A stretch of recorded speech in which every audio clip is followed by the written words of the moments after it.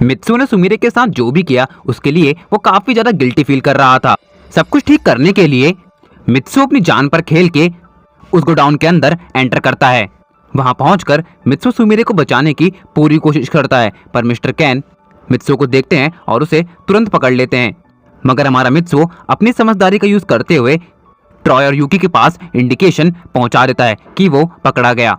Troy police chief को call करके अपनी सारी प्रॉब्लम बता देता है। पुलिस चीफ उसका कॉल कट करते हुए उनकी हेल्प के लिए अपनी स्क्वाड के साथ निकल जाते हैं। तब तक ट्रॉय अंदर जाके सब कुछ चेक करने लगता है, पर वो भी पकड़ा जाता है।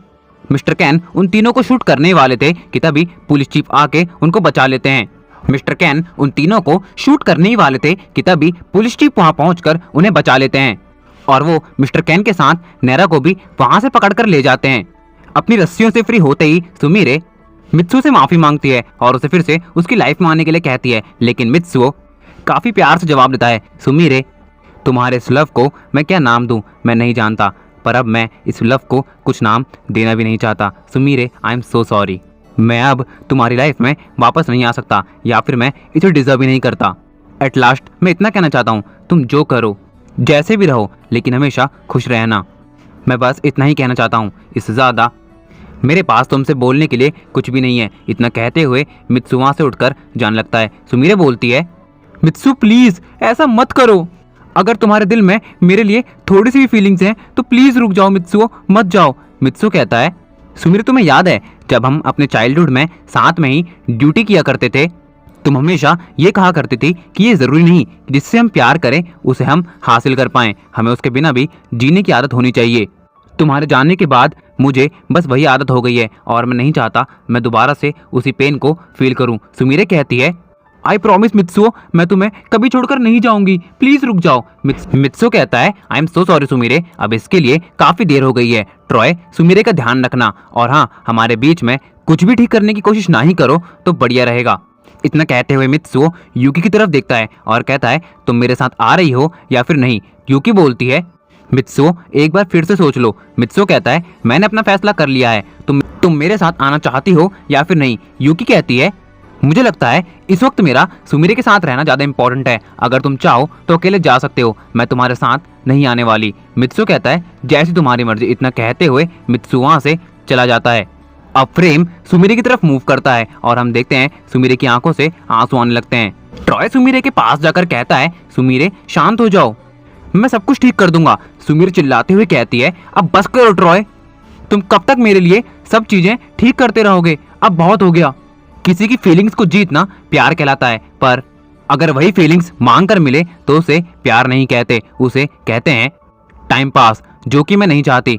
मित्सु को मेरे साथ नहीं रहना, कोई बात नहीं, अब मैं उसकी लाइफ में और प्रॉब्लम क्रिएट नहीं करूंगी। क्या कहा था उसने, अब वो और पेन नहीं सहना चाहता, अब मैं उसकी लाइफ में पेन क्रिएट करने का रीजन नहीं बनूंगी, मैं यहाँ से दूर चली जाऊंगी।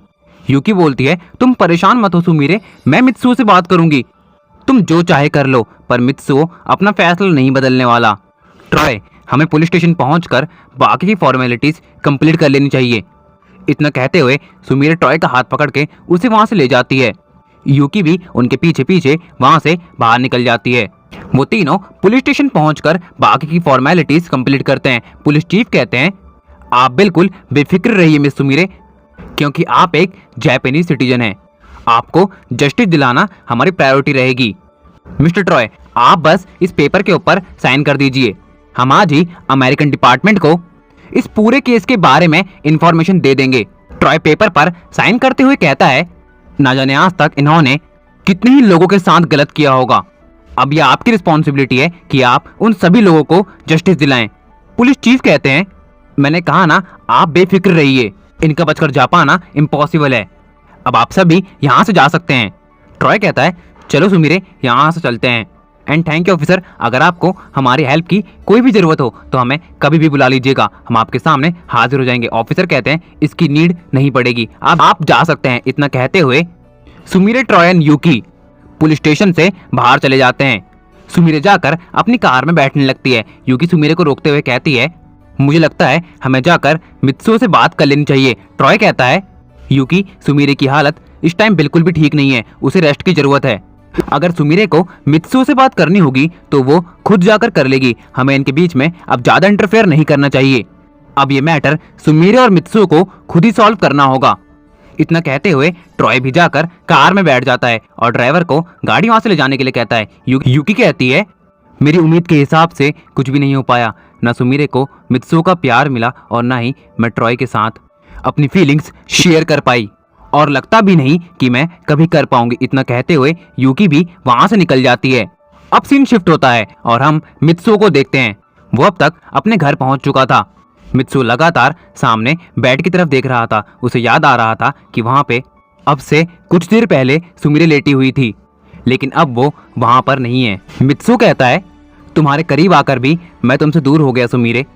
मैं जानता हूँ कि मैंने तुम्हारे साथ बिल्कुल ठीक नहीं किया, पर अगर तुम्हारे दिल में मेरे लिए सच सच में फीलिंग्स होगी ना, तो तुम समझ जाओगी कि मैंने ये अपनी नहीं तुम्हारी खुशी के लिए किया है। अब सेम फ्रेम में हम देखते हैं यूकी एक ब्रिज के ऊपर खड़ी हुई थी। वो कंटिन्यूअसली नीचे रिवर की तरफ देख रही थी कि तभी उसे पीछे से कोई शेक करता है। वो घबराते हुए पीछे मुड़ती है और कहती है, इस तरह बुलाने का क्या मतलब बनता है, बताओ मुझे।